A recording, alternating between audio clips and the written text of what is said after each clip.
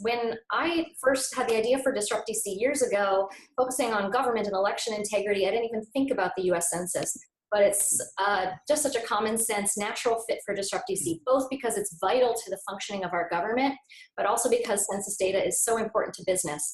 We're really happy to be joined today by Rhett Buttle. He has served as the Director of Private Sector Engagement at the U.S. Department of Health and Human Services, the Director of Business Engagement at Hillary for America.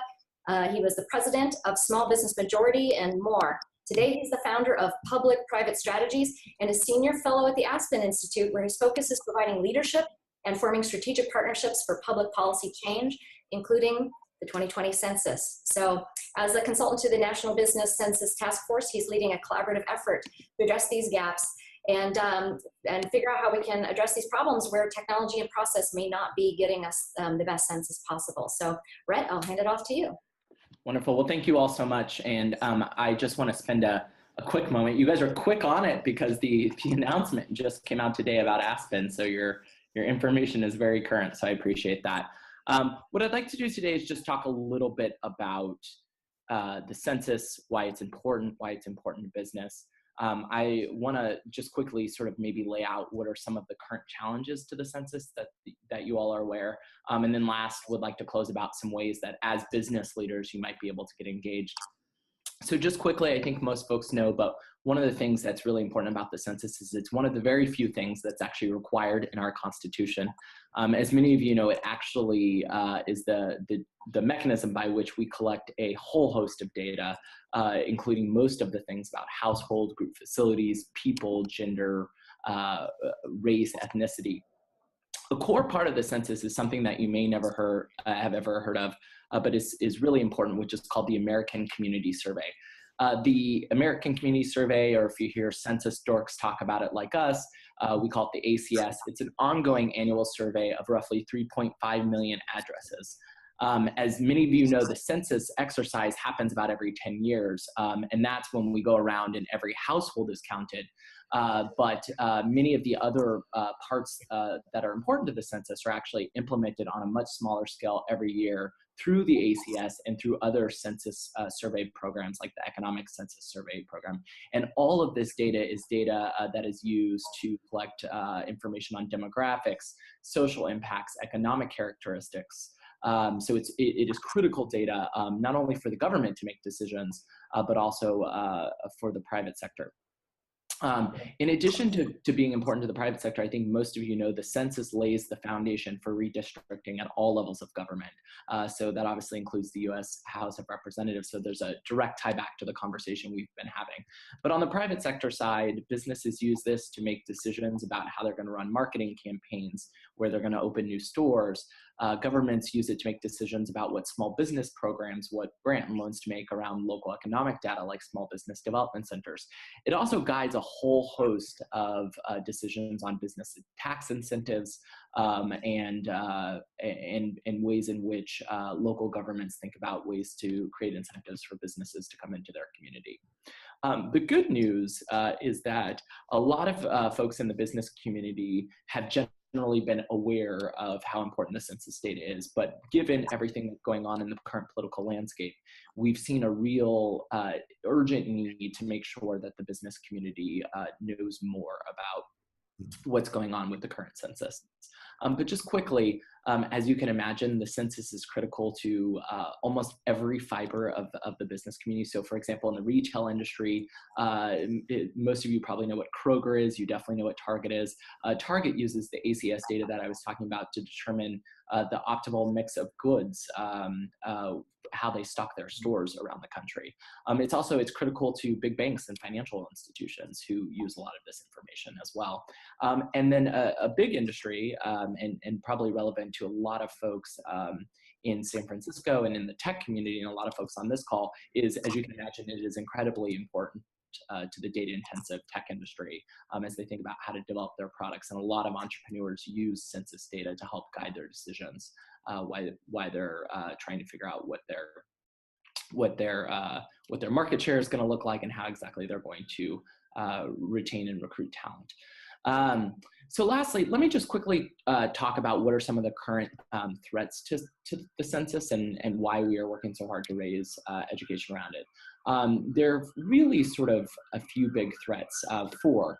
The first is that the census continues to be and is inadequately funded. As we heard about with so much of the dysfunction going on in Congress for years, the census budget continues to be raided, and so we're already behind on funding it.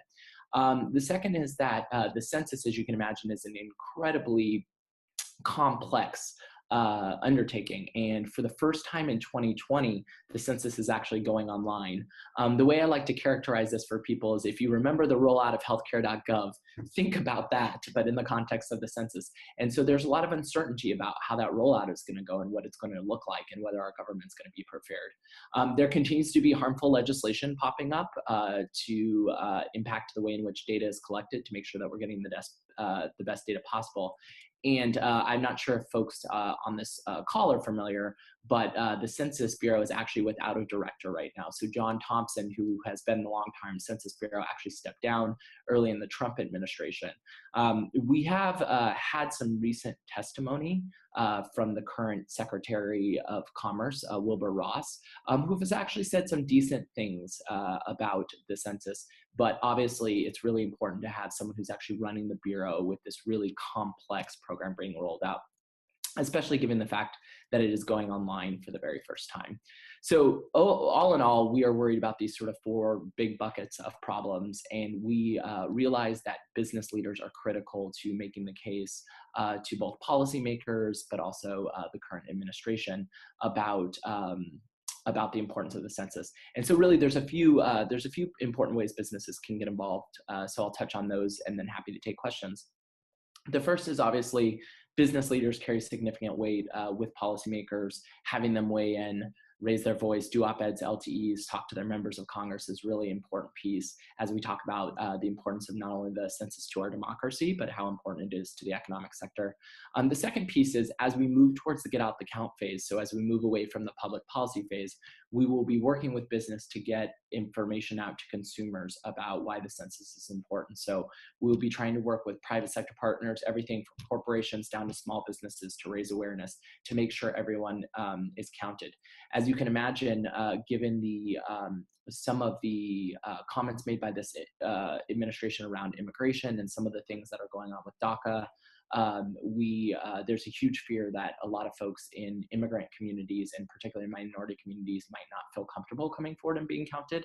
And so we're hoping that extra work with the private sector will help reassure them about how important this is to our democracy. And then the last piece is really around the tech piece. We are very interested in tech leaders who are interested in working with the Census Bureau directly to make sure that what we're calling the high-tech census, which is going online for the first time, can give their advice and feedback. And so we're very open and welcome to business leaders who want to be engaged with the Bureau directly as they think about their technological rollout. So let me pause there, and I'm happy to take some questions and continue the conversation. Great. Gosh, you were so thorough. It's hard to imagine any questions. That was great. If anybody wants to raise their hand using the Zoom app or on your phone, *9, we welcome your questions. Well, could I ask one question while people are formulating this? What happens if the census turns out, could fake facts get into the census? In other words, we're worried about hacking and other things. What happens if somebody attacks the census is basically saying, well, it's interesting data, but some of it consists of fake facts? Yeah. So look, I mean, for years there have been skeptics out there about the census and the data it collects, even though most folks see it as like the most critical piece of data infrastructure that we have in this country. I think our larger fear actually around the issue you raised, Charlie, is given everything that went on in the 2016 election, and given the fact that the census is such a critical underpinning to our democracy, there is a question about what rogue actors might be doing to disrupt the first online census. I am not an expert in this area, but we have met with several experts who study and look at the dark web, and there's been a lot of reported chatter about how the census, potentially disrupting the first online census could lead to continue to create a conversation about, our democracy not working. And so not only is it important sort of as a business vehicle, some of the cases I laid out before, but I think we have to be very aware of the challenges we face of not only getting the online piece launched, but the potential disruption by rogue actors who are trying to undermine our democracy. Thank you. I actually have a question too. Can you hear me? Yeah. Yes. So you said something about, immigrant communities and wanting them to be part of the democracy, part of the census. But if I were counseling them, I would say to be very careful about it, because no matter what assurance you make right now that it may not come back and bite them at some later point, we don't know where all of this is going for the next 3 years.